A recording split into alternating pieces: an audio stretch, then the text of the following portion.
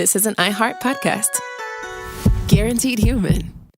Hey, everybody. The official Big Bang Theory podcast is back, covering seasons 3 and 4 of the show. Each week, host Jessica Radloff speaks with crew and cast members like Kunal Nair, Mayim Bialik, and Kevin Sussman. Hear about the Easter eggs you may have missed, behind-the-scenes stories, and how certain real-life relationships shaped some of the most memorable storylines. Watch the official Big Bang Theory podcast on HBO Max or wherever you get your podcasts. Work can be a little weird. Cringy training seminars, coworkers who won't stop talking about their plant, forgetting the mute button at an inopportune moment. We have to deal with a lot on any given workday. Sometimes it can feel hard to thrive and move forward in your career. Well, that's where LinkedIn comes in. LinkedIn helps you get ideas and insights from experts in your field, connect with people professionally, grow your network, and access tools designed to help you find the right fit for your next role. Whether you're just getting started, figuring out your next move, or looking to accelerate your career, LinkedIn is built to support you at every stage because LinkedIn is the network that works for you. Visit linkedin.com/knowstuff to learn more. Hey everybody, it's Josh, and for this week's Select, I've chosen our awesome episode on Nutso fan theories. It's a straight-ahead, easy, breezy, beautiful episode, and I hope you enjoy it tremendously. Let's go!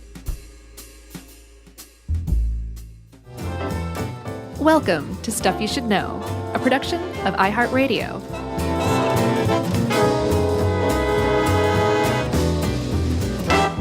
Hey, and welcome to the podcast. I'm Josh Clark. I almost forgot who I was for a second. There's Charles W. Chuck Bryant. Yeah? There's Jerry. Or is she really there? I don't know. I don't even know anymore. Because it just occurred to me, we're doing a show on TV show fan theories, and we have our own little fan theory here that Jerry doesn't exist. Yeah, that's true. That's a fan theory. Which is sort of a common thread in a lot of these, is either like, oh, they were really dead, or, you know, or they didn't exist to begin with. Right. And so we've heard from people for years that think that Jerry's made up. I love it. Yes. Because they're right. We're not saying. No. Actually, Jerry's totally real. Anyone Or who's is ever... she? I'm looking at it right now. So I was going through the internet looking for think pieces, essays on why people come up with fan theories or what about fan theories make them, make shows better. Couldn't find anything. No, I think the answer is obvious. I think that's why I couldn't find anything too. People just have time on their hands. That's not what I was going to say. Oh, what are you going to say? I was going to say that it takes something that's already pretty enjoyable and adds entirely new dimensions and depth to it. It takes something familiar, and you can go back and rewatch it through different lens now. Yeah, and you have time on your hands. Right. It's definitely not something that super busy people do, No, and then I also was like, maybe I should just calm down. We don't have to explain everything. We can just have fun sharing fan theories. That's what we're going to do. It's like a summer break one. Yeah, this feels like one of those. We're both drunk. Sure. Pretty drunk. Just kidding. Kids out there, we're just joking.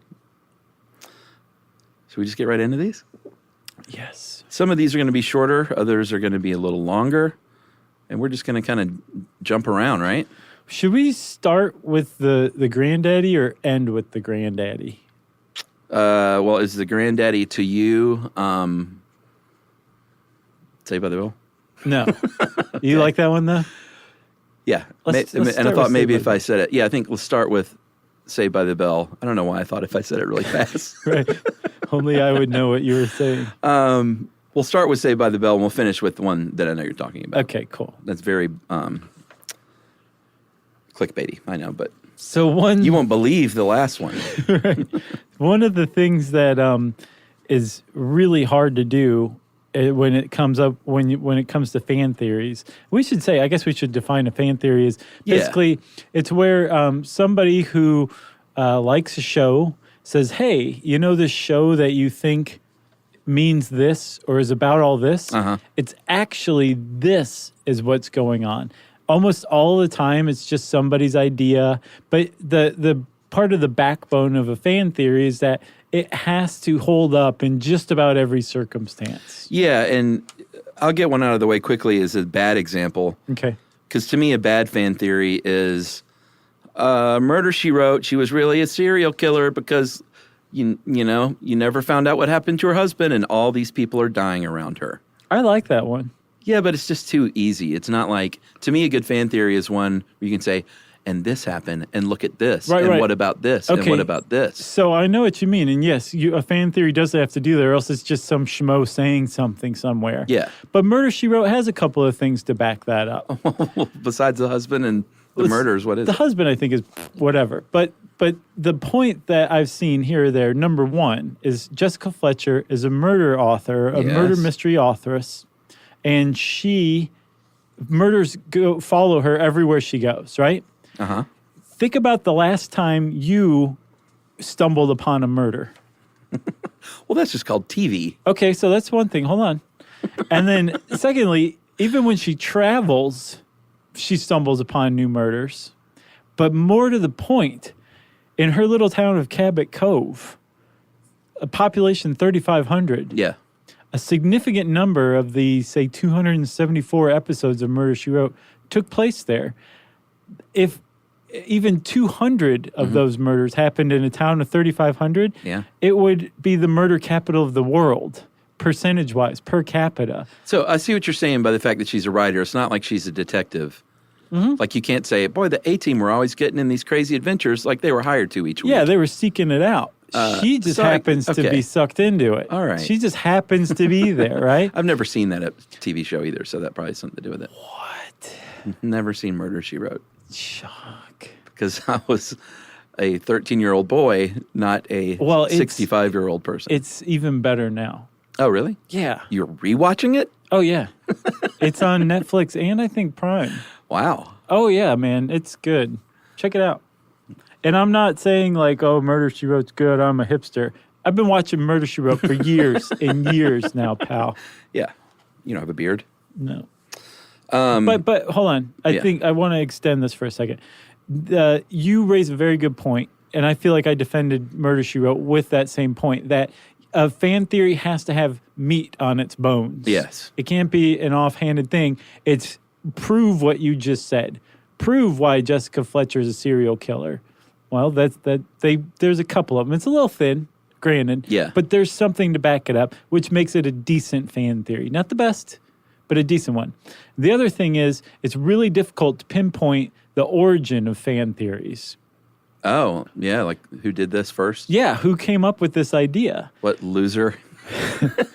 Well, I've got one for you. Uh-huh. So we were going to talk about the Saved by the Bell fan theory. And Boy, people are just like nervous with anticipation about that one now. As far back as I can tell, it looks like a person, a writer on the website Cracked's website, a writer named, I lost their name, Logan Trent, in 2012 wrote a post called Saved by the Bell, a Conspiracy Theory.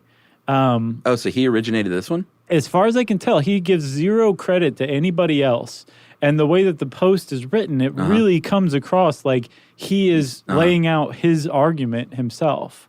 All right. So it's possible. And if you had this idea prior to 2012 and you're not Logan Trent, let us know. But I'm bestowing Logan Trent with the origin of the Saved by the Bell fan theory, which is one of the best.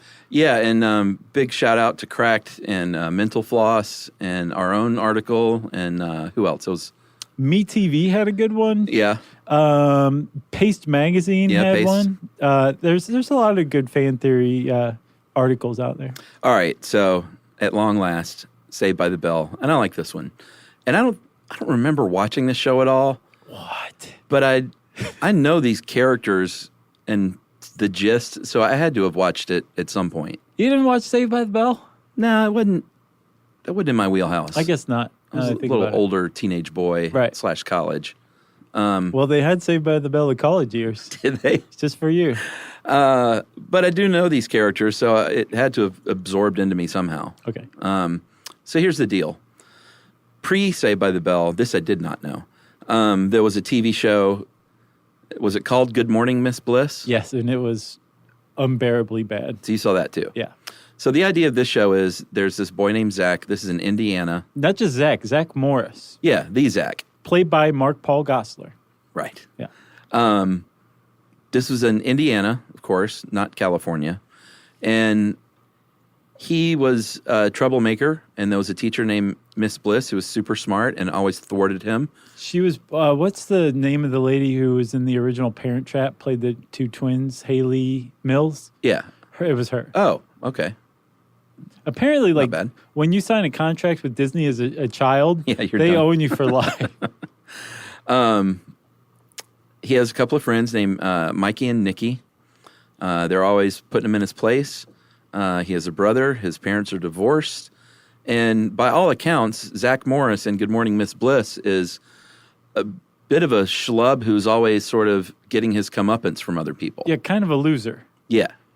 Basically, the opposite of Zach Morris in Saved by the Bell. Did they ever say Zach Attack? Or did I just make that up? No, I think so. Okay. I think there was a T-shirt even that said that. So flash forward, and how many years later was this? Couple. So Good Morning, Miss Bliss goes off the air. I get the feeling it wasn't very popular, or they wouldn't have rebooted it Right. as Saved by the Bell. Right. They would have just, Kept it going. Exactly. So Saved by the Bell comes along, and now Zach is at Bayside in California. Right. He's Mr. Everything.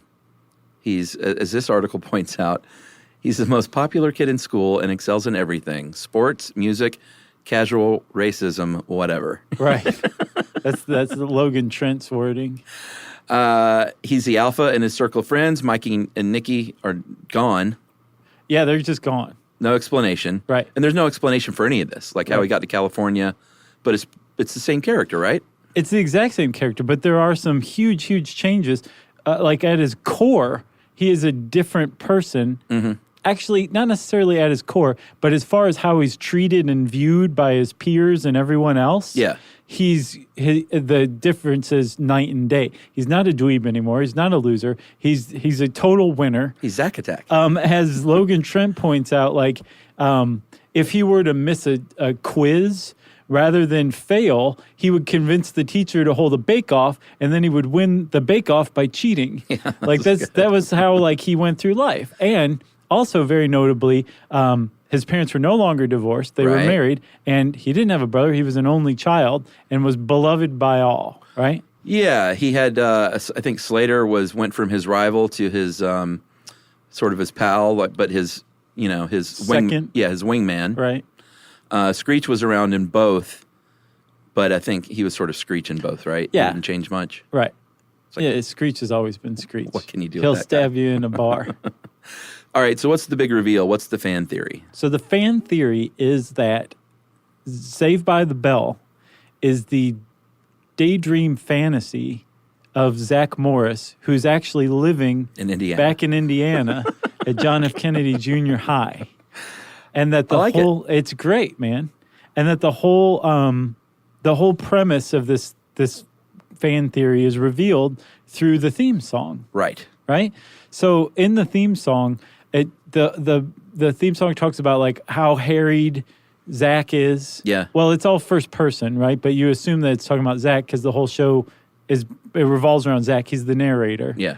And he's having a lot of trouble getting ready, and he gets out to the bus just in time to see it fly by, and the teacher's going to pop a test, and he knows he's in a mess, and his dog ate all his homework. And if you actually watch the show, nothing ever gets Zach. He's untouchable. Yeah.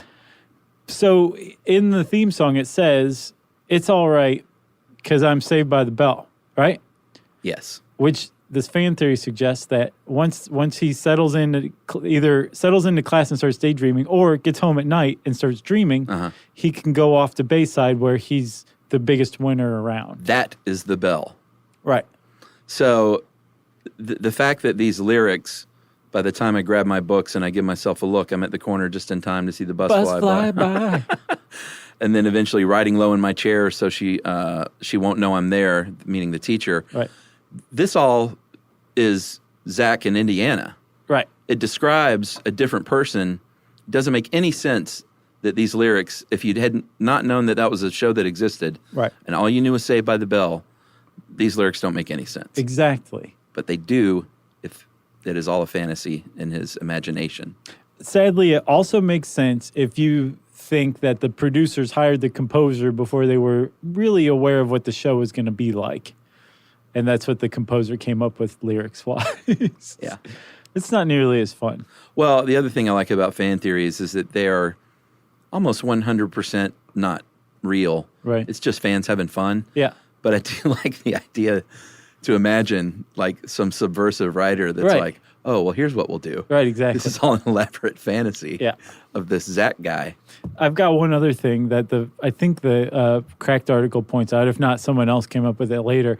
They pointed out that Zach has the power to stop time and address the camera. Like he breaks the fourth wall fairly regularly. Sure. And he can just stop time and move around within this frozen time, which also, I mean, that's a weird thing for somebody to be able to do if they're not in the middle of their own daydream. Yeah. Or night dream. Love it, man. That's a good one. And, you know, things like Mikey and Nikki disappeared. At one point, Kelly is in love with him, and then she just is gone with no explanation. Yeah, people kind of pop in and out sometimes with no explanation at all. I think Kelly dumped him, and then like all of a sudden she's gone, and she was like one of the characters throughout the entire Saved by the Bell. Right. And then she's just gone once she dumped Zach. He's really bad at school, but he got a 1502 in the SAT. Like all this stuff is like dream stuff. Right. That's another point that Logan Trent makes is that a 1502 is literally impossible. You can't score a 1502 on the SAT. Yeah, it's 1500, right? So it's even more evidence that all this is made up and by apparently a not so smart kid. Man. So that's Saved by the Bell, man. You want to take a break and then get back to it? Yeah, I think so. I could do this all day. All right.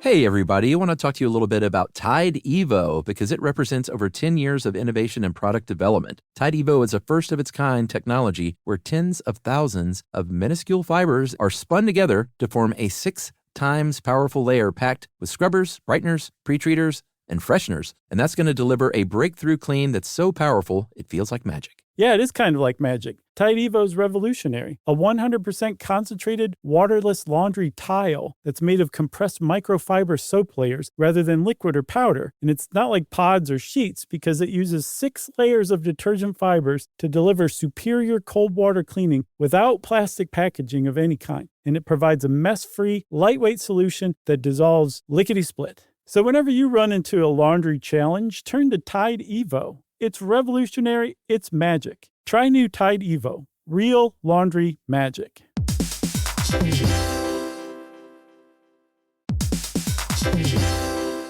If you're a business owner or an entrepreneur, you know how hard it is to get things done fast and well. Why not have both? That's right. That's why Wix Harmony stands out. It's a website builder that helps create a site quickly without compromising your vision. You can build a fully functional website for any type of business by just describing what you want. Then everything can be customized and edited to get it exactly right. There's also built-in support to help answer questions or guide you along the way. And here's what makes it even better. You can click anywhere on your site and make changes instantly. It's these details that make creating with Wix Harmony feel seamless. That's right. So join millions of businesses already using Wix and try Wix Harmony for free at wix.com/harmony. That's wix.com/harmony.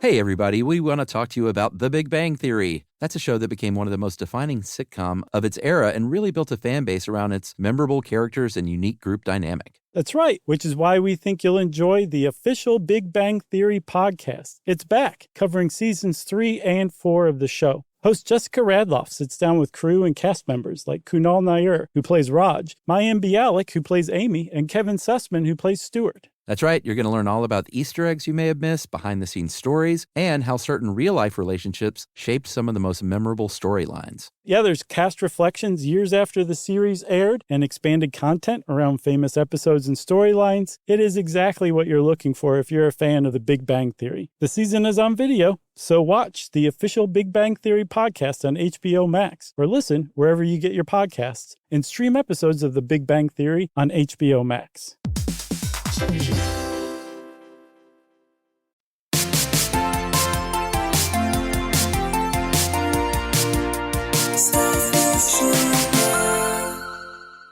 All right, we'll go through a couple of quicker ones here. The Fresh Prince is dead. Yeah. Kind of really don't need to say anything else, do you? Well, in the TV's theme song, where he talks about getting in a fight, and that's the whole reason he's sent to Bel Air. Yeah, The Fresh Prince of Bel Air. It's a TV show from 1990 to 96. Mm-hmm.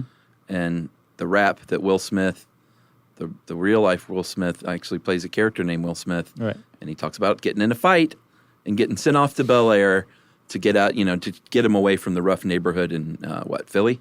Right. West Philadelphia. Born and raised? Right. And so the theory is that he was actually killed during this fight. Right. And everything else is, his journey in the afterlife. Yeah, the cab that picks him up to take him in Bel Air, the rare cab, is supposedly God or some sort of ethereal figure that's taking him to the afterlife, which is Bel Air. Uh-huh. His parents are basically non-existent, but they show up a couple of times.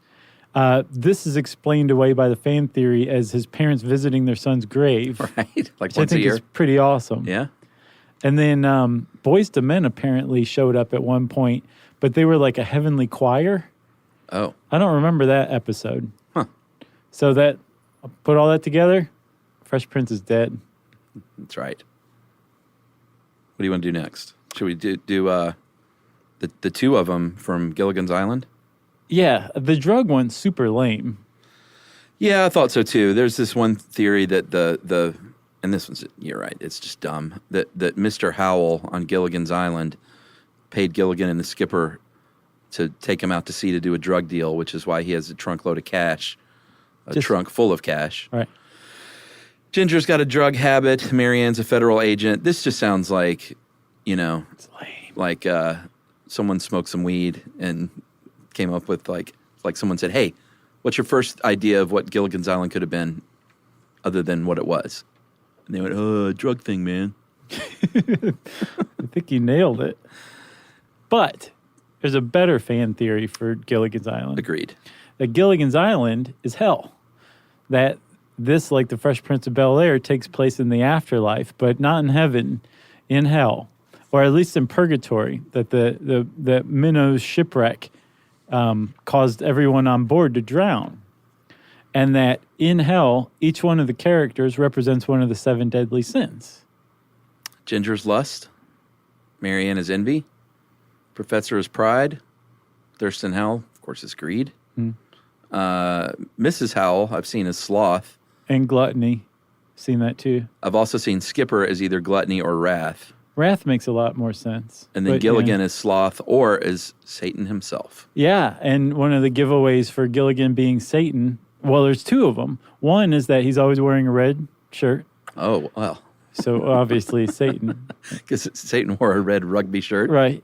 And then he's always, although it seems like it's always accidental, he's always thwarting their plans. Like every time they get something going to get off of the island, Right. Gilligan is the one who somehow screws it up and they're stuck there again. So he's keeping them in hell. And this one actually has legs. Yeah, apparently Sherwood Schwartz, the creator of Gilligan's Island, in a book confirmed that they did, it was his idea that they did stand for the 7 deadly sins. Yeah. Is that right? Yeah. So there you go. One of the rare fan theories that actually was true. And I'm I wonder sure if whoever thought of that was like, no, Yeah. I was right. Well, that makes me wonder if somehow it got out or something. Maybe. Or he was retroactively just being like, yeah, that's what I meant. Sherwood Schwartz. Here's a quick Spock from Star Trek one that I kind of liked. We'll do both of the Star Trek ones. How about that? Okay. And I'm on record as not having watched Star Trek. Yeah, me neither. But in Star Trek 6, The Undiscovered Country.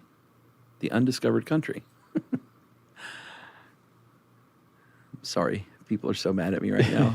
Trekkies. Yeah. An ancestor of mine maintained that when you eliminate the impossible, whatever remains, however improbable, must be the truth. And that was Spock in that movie. And the source of that was Sherlock Holmes himself from The Sign of Four from an 1890 book. And so the idea here is that Spock is related to Sherlock Holmes. It's a little weird, How about that? but I could see it. I mean, they're both pretty rational. Yeah. Well, Sherlock Holmes, he loved his speedballs. I don't think Spock was ever into those. No, he was more evolved. You know Sherlock Holmes loved speedballs, though, don't you? I did not. Doesn't surprise me. It surprised me at first. Really? Yeah. So there's another Star Trek one. I love this one. That Andy Griffith is the pre-apocalyptic world that leads into Star Trek. And this one is pretty awesome. So it's based on a Star Trek episode, Chuck, Miri, M-I-R-I, Yes. like Siri, but with an M. Yeah. And in this episode, the Star Trek crew beams down to Earth, and it's very obvious it's Mayberry, but it's like a post-apocalyptic Mayberry. Mm-hmm. It's peopled entirely by kids. The reason why it's peopled entirely by kids is because some disease has broken out where you die at the onset of puberty. Yeah, and it's, it is Mayberry because it is Mayberry. It's literally the same backlot that they shot both shows at. Yeah. And they just outfitted Mayberry to be post-apocalyptic right down to like Floyd's Barbershop. Yeah, but I think they just scratched out Floyd. They scratched out the F and it just said Lloyd. Oh, did it? I don't know. I think it said Floyd's. Did it really? Yeah. Oh, it's that on the nose, huh? I think so. Oh, this one's great. This is a great fan Does theory. that seal it for you then? Well, there's another part, too, that the kid who played Barney Fife's cousin, Virgil, he actually appears in this Star Trek episode. What? Yeah, so it's full circle. Gene Roddenberry was like, I'm going to come up with a fan theory. No one knows what those are yet, but I'm going to lay it down for him decades from now. Pretty when good. the internet comes around. I don't know what that is, but it's going to be something. I'm Gene Roddenberry. You know, the beginning of Andy Griffith when they're, walking down to the lake and he skipped the stones on the lake. Yeah. It's like right in the Hollywood Hills. Is that right? Yeah. My brother drove me up there one time and he's like, "This look familiar?" I'm like, And he started whistling the theme song and I was like, "No." Wow. He said, "Yeah." And he was like, "The Batcave's like over there." Oh, yeah? Yeah, and it sort of, killed my dreams. Well, same with MASH, too. That's like the Hollywood Hills. Or Yeah, not Hollywood Hills. Malibu. It's, is it Malibu? Well, like the mountains behind Malibu. Right. When you fly into LA, you can, and you're looking for it, you're like, oh, I totally see that. What we're talking about is the helicopter in the opening montage for MASH. Yeah. Was like it's supposedly flying through Korea, but Sure. it's actually it's California where they're Yeah. shooting, which is way cheaper to shoot. Yeah, I shot a TV commercial over there. And I think we talked about this before. There's, one of the Jeeps is still out there. Oh no, I don't remember It's like that. rusted out and overgrown with weeds. Huh. And, but yeah, it's like an old Army Jeep. Yeah. There are a couple of little remnants. Jamie Farr's still out there like, hey, how you doing? Thanks for visiting. You need anyone today? Can I get a lift back? You need a background? I'm cheap.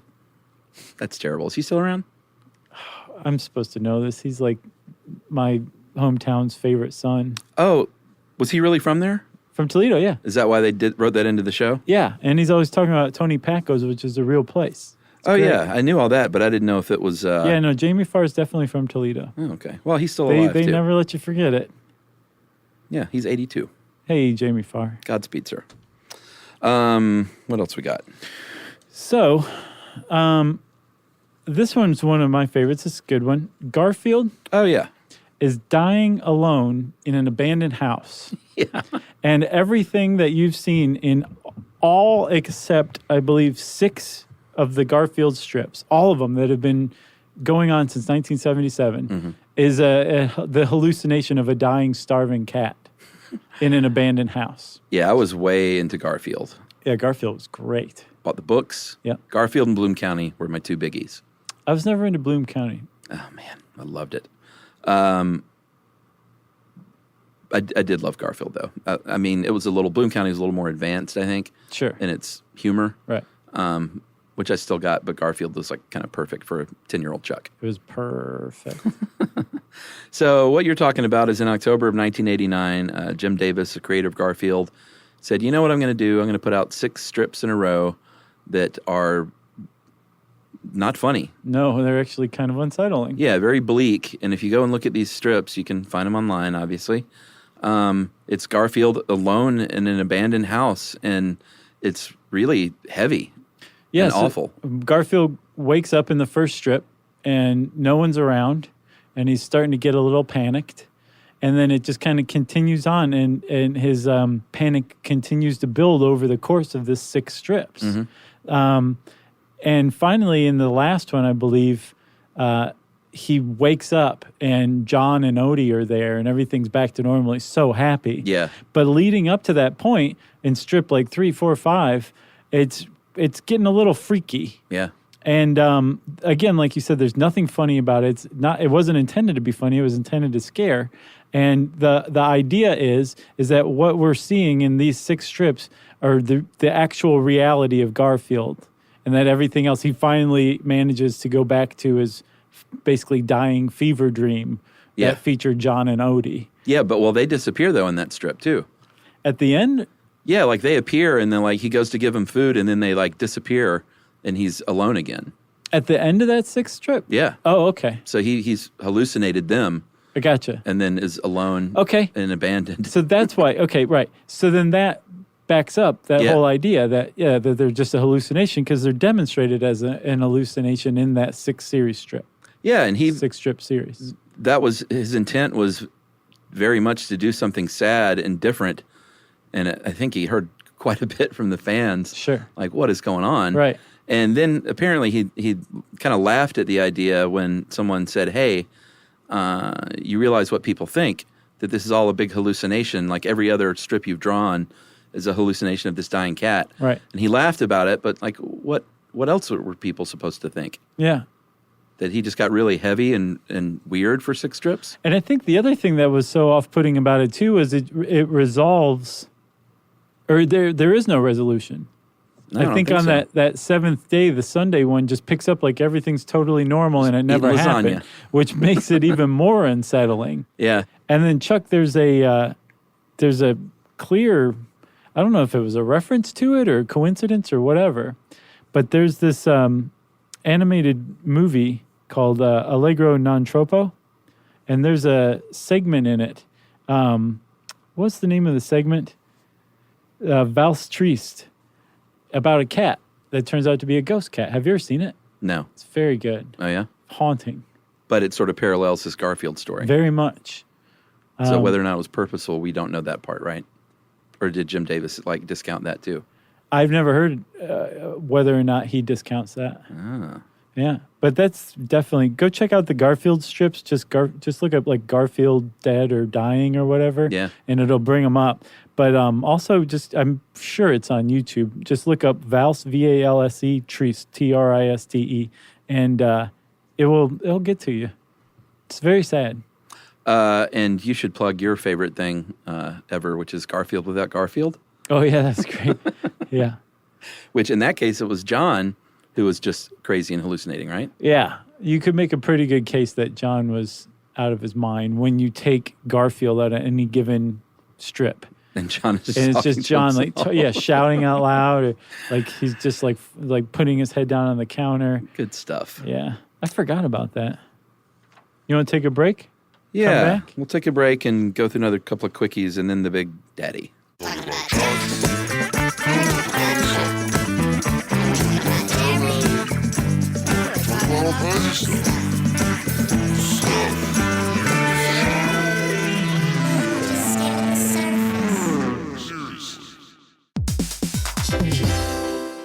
Hey, everybody. I want to talk to you a little bit about Tide Evo because it represents over 10 years of innovation and product development. Tide Evo is a first-of-its-kind technology where tens of thousands of minuscule fibers are spun together to form a 6 times powerful layer packed with scrubbers, brighteners, pre-treaters, and fresheners. And that's going to deliver a breakthrough clean that's so powerful it feels like magic. Yeah, it is kind of like magic. Tide Evo is revolutionary. A 100% concentrated, waterless laundry tile that's made of compressed microfiber soap layers rather than liquid or powder. And it's not like pods or sheets because it uses 6 layers of detergent fibers to deliver superior cold water cleaning without plastic packaging of any kind. And it provides a mess-free, lightweight solution that dissolves lickety-split. So whenever you run into a laundry challenge, turn to Tide Evo. It's revolutionary. It's magic. Try new Tide Evo. Real laundry magic.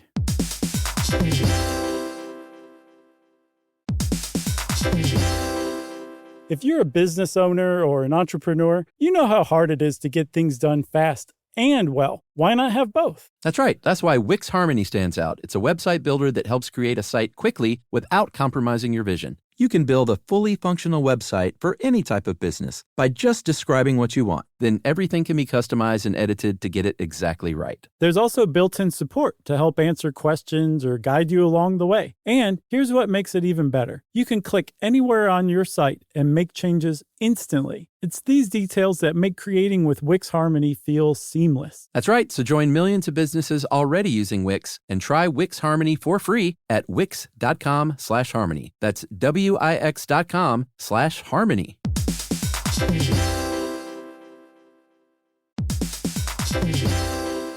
Hey, everybody. We want to talk to you about The Big Bang Theory. That's a show that became one of the most defining sitcom of its era and really built a fan base around its memorable characters and unique group dynamic. That's right, which is why we think you'll enjoy the official Big Bang Theory podcast. It's back, covering seasons 3 and 4 of the show. Host Jessica Radloff sits down with crew and cast members like Kunal Nair, who plays Raj, Mayim Bialik, who plays Amy, and Kevin Sussman, who plays Stuart. That's right. You're going to learn all about the Easter eggs you may have missed, behind-the-scenes stories, and how certain real-life relationships shaped some of the most memorable storylines. Yeah, there's cast reflections years after the series aired and expanded content around famous episodes and storylines. It is exactly what you're looking for if you're a fan of the Big Bang Theory. The season is on video, so watch the official Big Bang Theory podcast on HBO Max, or listen wherever you get your podcasts, and stream episodes of the Big Bang Theory on HBO Max.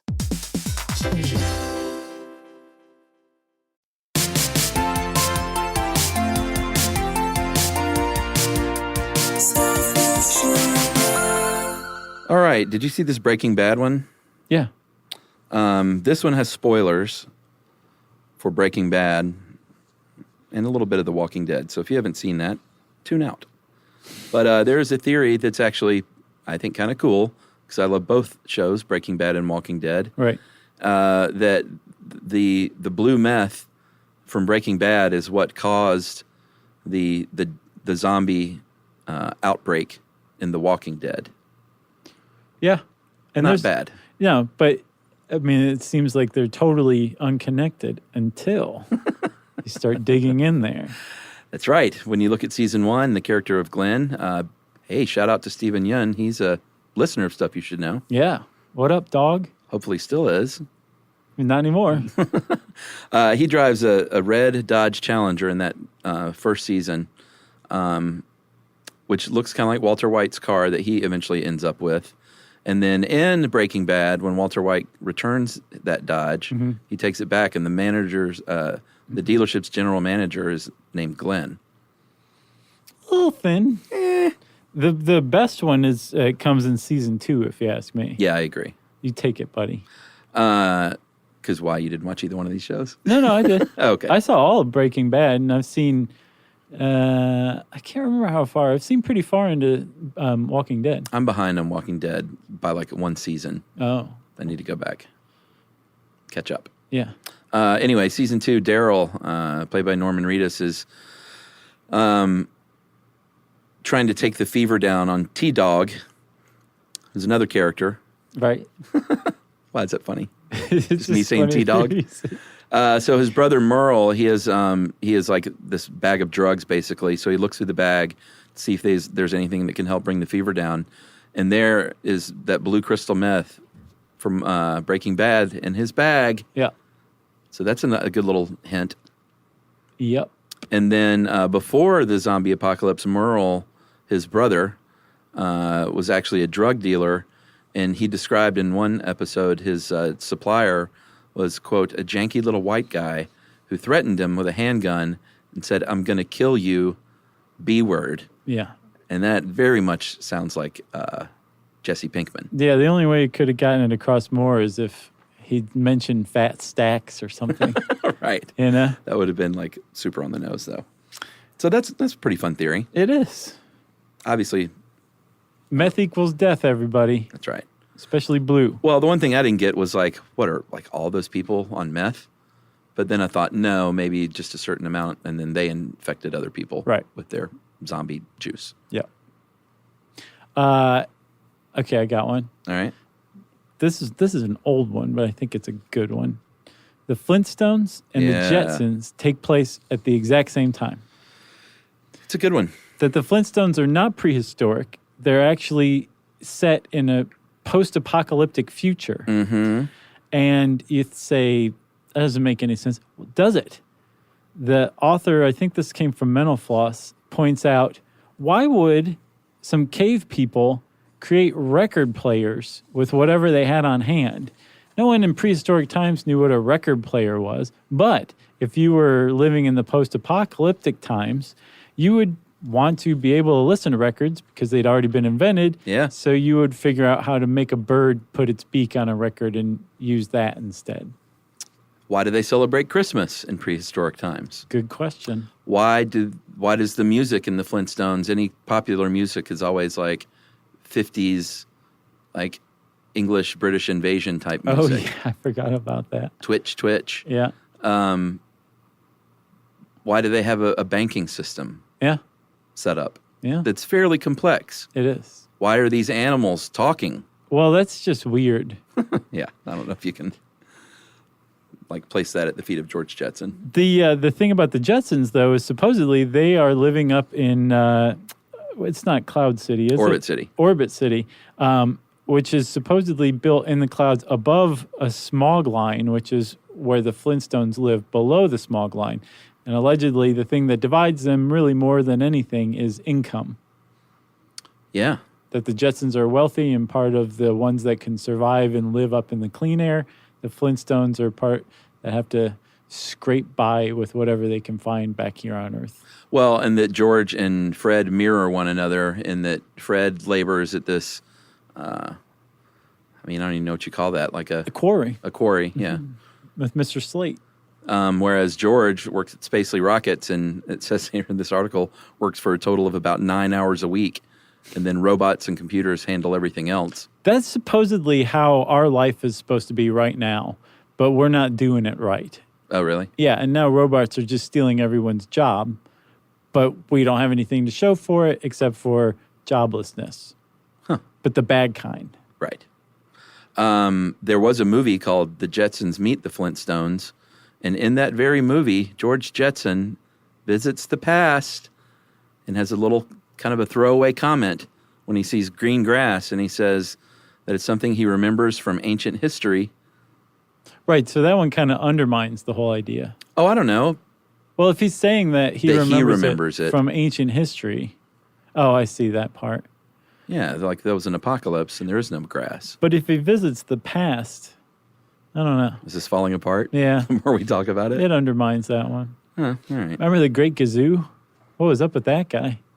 Yeah. Well, this is where Stuff You Should Know's devolved to. Remember the Great Gazoo? What was up with that guy? The whole Christmas thing is weird to me, that the Flintstones would celebrate Christmas when they were clearly, supposedly before the birth of Christ. Sure. As being in prehistoric times. Right. No, it doesn't make any sense. There's a lot of stuff the Flintstones didn't make sense about. How about the Scooby-Doo one? I thought this was pretty great. Yeah. And not Scooby-Doo. See, this is the difference between a good fan theory and a bad one. Mm-hmm. Bad one, those Scooby and Shaggy are always stoned. Right. Because, look, they're bumbling and they're always hungry. For Scooby snacks. For Scooby snacks. Mm-hmm. Bad fan theory. Good fan theory, Scooby-Doo takes place after the world economy has shattered. Right. It's great. Yeah. And there's a lot to it, right? Yeah, so the idea is that these guys are driving around, and if you really look at the places that they visit, everything's abandoned and run down. Always. Like abandoned amusement park, abandoned ski resort, abandoned everything. And not only are these places abandoned, they're populated by people who are squatting basically in these abandoned places. They live in the abandoned place. And the bad guys are. Yeah. And they have no means to support themselves other than by carrying out these weird veiled crimes that they try to dress up as something otherworldly, which suggests that they're geniuses. Right. So very, very smart people living in squalor and are jobless. Yeah. Was this cracked? Yeah. So it says that out of the 27 villains in the original Scooby-Doo Where Are You run, 23 of the 27 are motivated by monetary gain via theft, smuggling, or land speculation. And like you said, if these people are geniuses, why are they, like, I'm going to squat in this abandoned mansion so I can gain ownership of it? Right. It's all very strange. Yeah, and they point out that the talents that these people have are indicate a very wide variety of specific schooling, right? Yeah, 2 were PhDs, or 3 were PhDs, 2 were lawyers. One had an ability to produce forged paintings. One could repair boats. One was a magician. Right. Was a stuntman. So these are highly skilled, highly specialized professions that these people are trained in or capable of doing, but yet they're out of work and they're pulling off these very elaborate schemes rather than just having a job in their profession. Yeah, and even Scooby-Doo, like when they go into a nice vacation spot, it's run down and abandoned. It's like Soviet-level vacation spot. Yeah, pretty much. So I thought this was a great one. It was good. At the very least, they had some reason to not just have it be like normal society that they were living in, and like they would, like when you go back and look at them, they were weird. Weird settings for shows. Really sparsely populated. Because it's animated, there's no reason to do that. Yeah. I could see if you were like, oh, we don't have much of a budget, so we got to go shoot at this abandoned amusement park. But if they are at a restaurant, they're almost invariably the only people there. Have you ever noticed that? Yeah. It's like a really empty series. It's cool. It makes it a little more haunting. I like it. You ready for the last one? All right. I think we've waited long enough. This one is based on the television hospital procedural drama St. Elsewhere. Right. Which St. Elsewhere, if you watched it, or even if you didn't, and you just are a fan of like famous endings of TV series, St. Elsewhere was very famous for its ending, in that also famous for having a bunch of like big stars early on in their careers. Yeah, Howie Mandel, Denzel. Yeah. Ed Begley. Yeah. Beggs. A lot of other people. But it very famously ended with, at the very end, it showed a shot of the hospital with the snow falling, and then you pull back and you realize that was actually a snow globe held by a boy. Right. And it's kind of mind-blowing. It's like, oh, my God. Right, because, again, this is was like it real? If you watched ER or anything, Scrubs, any normal show about hospital life. Yeah. And it's about hospital life. That's what St. Elsewhere was about. Yeah. It was weird and quirky, but it was about a hospital. So the idea TV drama. that the last scene of, I think, 6 seasons... 6 years, 137 episodes about life at a hospital and the characters that inhabited and worked at this hospital. Yeah. The hospital's in a snow globe. This is totally out of left field, right? Yeah. To make it even weirder, in walks who had up to this point been the director of surgery, I think, Donald Westfall. He's the medical director of St. Elsewhere. Yeah. He walks in. He's clearly not a doctor. He's not dressed like one. He's like a construction guy. Yeah, the way he's talking, he's super like blue collar all of a sudden.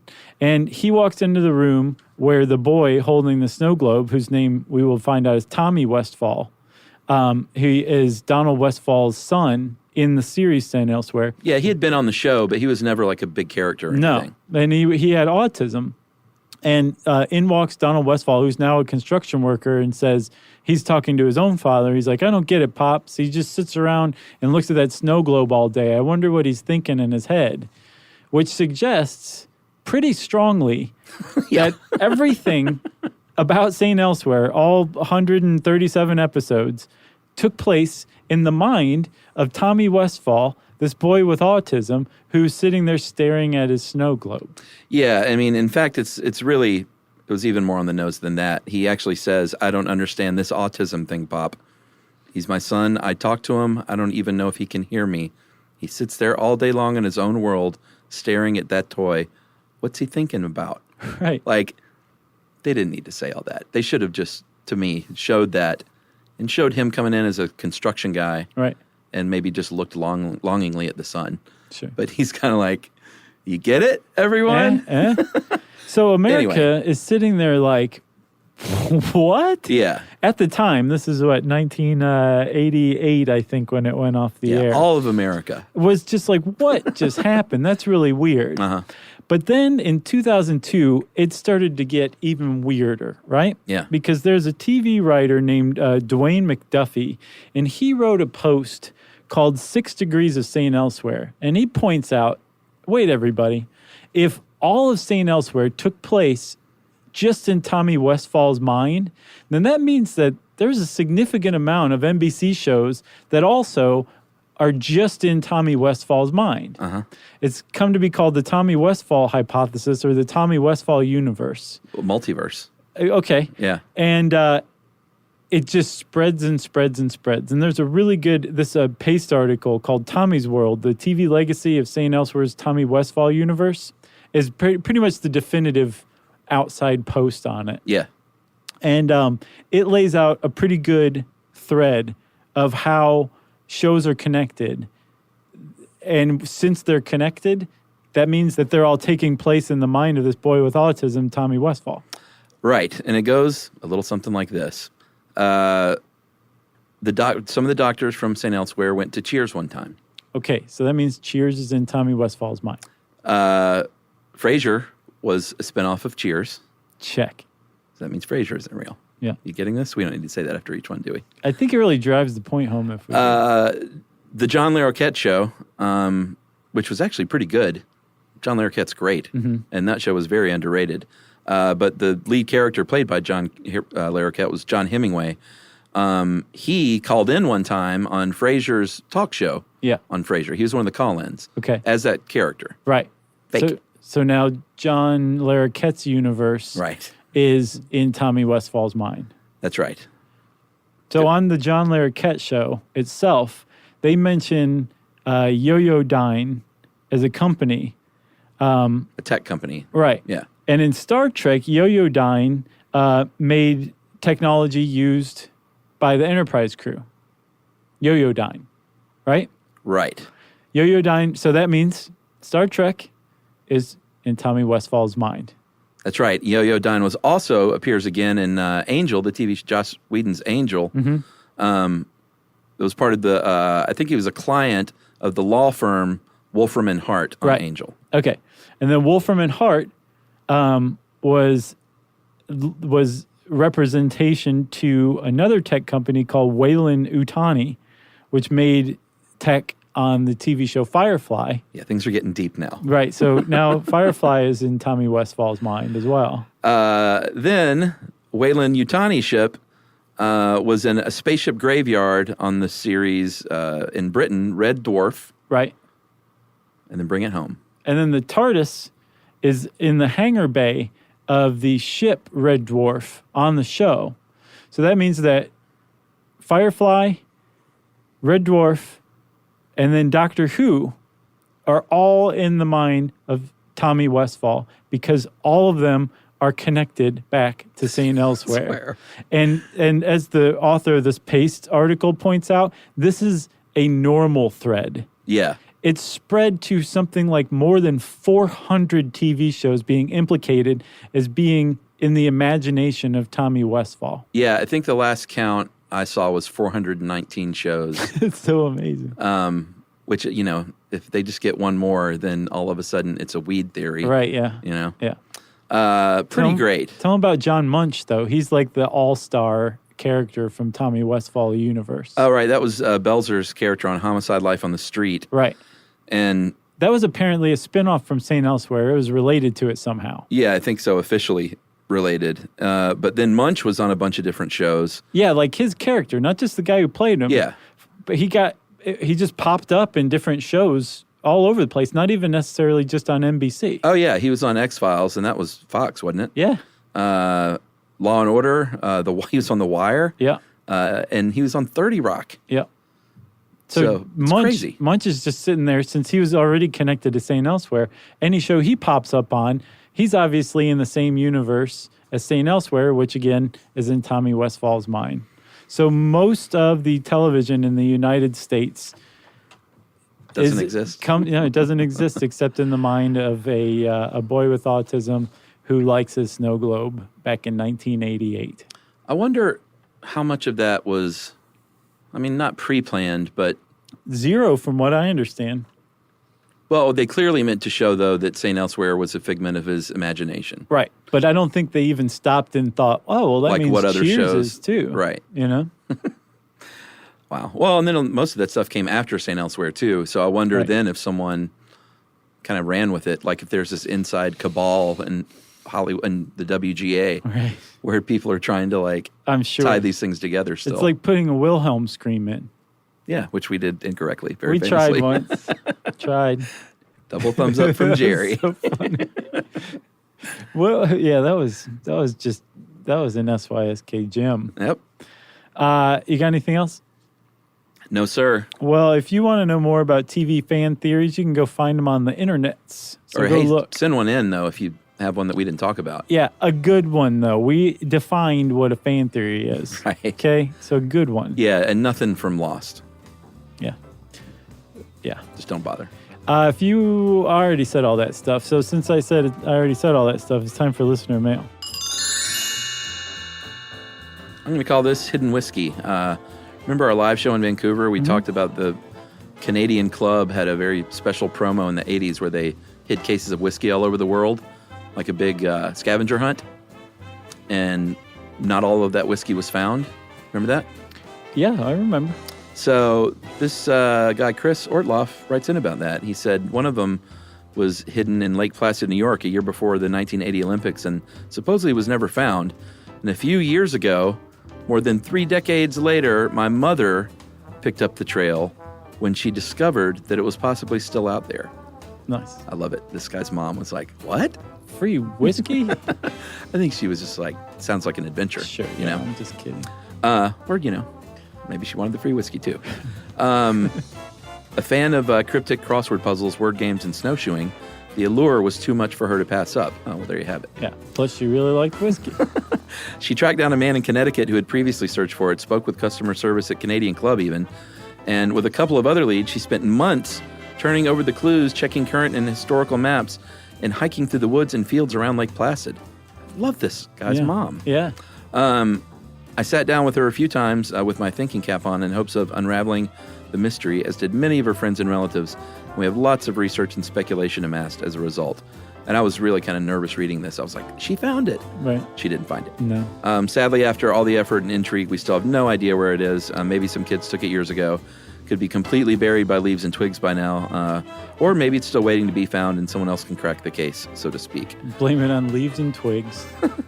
If you or any listeners want a chance of some by now vintage Canadian whiskey, though, or at the very least an enriching walk through the pristine northern New York wilderness, the clues as originally printed in the CC ad are as follows. And then he gave them to me, so you can just look that up on the internet. They're out there. It's really them long. To yourself? Well, I mean, I can't read them all. It's super long. Get out your decoder pins. Happy hunting, and do share one with me if you find it. That is from Chris Ortloff. Thanks, Ortloff. We appreciate that. You have the last name of a person who's only called by their last name. And Mrs. Ortloff, or at the very least your mom. I don't know if that's her name. Madam Ortloff. Ooh, I like that. The great explorer and adventurer. That's how she shall forever be known, I think. Yeah. Well, thanks, Ortloff and Madam Ortloff. If you want to get in touch with us to tell us something cool that your mom's done, we want to hear that kind of thing. Just in time for Mother's Day, too. Yeah. You can tweet to us at SYSK Podcast. You can join us on Facebook.com/StuffYouShouldKnow. You can send us an email to StuffPodcast@HowStuffWorks.com. And as always, join us at our home on the web, StuffYouShouldKnow.com. Stuff You Should Know is a production of iHeartRadio. For more podcasts from iHeartRadio, visit the iHeartRadio app, Apple Podcasts, or wherever you listen to your favorite shows.